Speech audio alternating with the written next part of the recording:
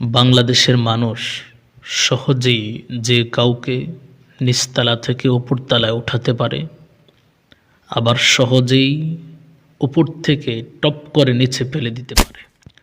এই যে আসিফ মাহমুদ, সজীব ভুঁইয়া, নাহিদ ইসলাম কিংবা মাহফুজ আলম, এরা গণ অভ্যুত্থানে অগ্রণী ভূমিকা পালন করার কারণে বাংলাদেশের মানুষ এদেরকে জিরো থেকে হিরো বানিয়ে এদেশের গুরুত্বপূর্ণ মন্ত্রণালয়গুলোর হর্তাকর্তা এদেরকে বানিয়েছিল।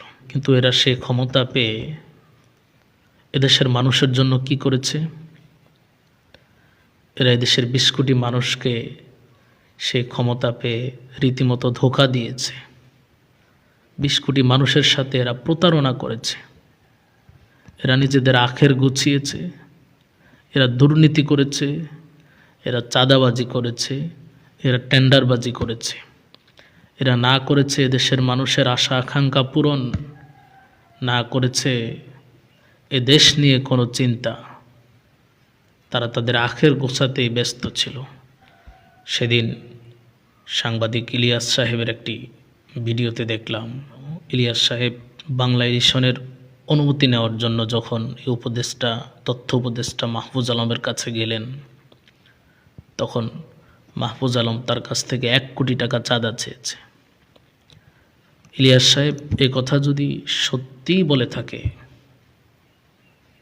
তাহলে একটু চিন্তা করে দেখুন যে ইলিয়াসের মতো একজন লোকের কাছে, যাকে চেনে না যে এমন মানুষ খুব কমই আছে, এমন একজন লোকের কাছে যদি ১ কোটি টাকা চাঁদা চায়, তাহলে আপনার মতো আমার মতো সাধারণ মানুষ যখন এদের কাছে গিয়েছে যে কোনো কাজে, যে কোনো দরকারে, তখন এরা তাদের সাথে কি ব্যবহারটাই না করতে পারে।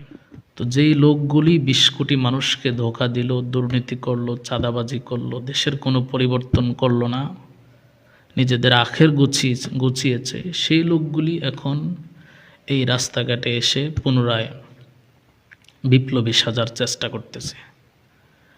তাহলে আমরা কি বুঝতে পারি? যে এখন তারা যখন ক্ষমতা হারিয়েছে, এখন তারা সংসদে যে আবার সেই দুর্নীতি করতে চায়, এজন্য মাঝে কিছু অভিনয় করতেছে। এজন্য এই ভিডিওটি যদি আমার ১০০ জন মানুষও দেখে থাকেন, তাহলে আপনাদের কাছে অনুরোধ, দয়া করে এদের ফাঁদে পা দেবেন না। এই সমস্ত দুর্নীতিবাজ আর মাস্তানদের পাদে পা দিয়ে এই দেশটাকে এবং এই জাতিকে আর ধ্বংসের মুখে ফেলে দিবেন না।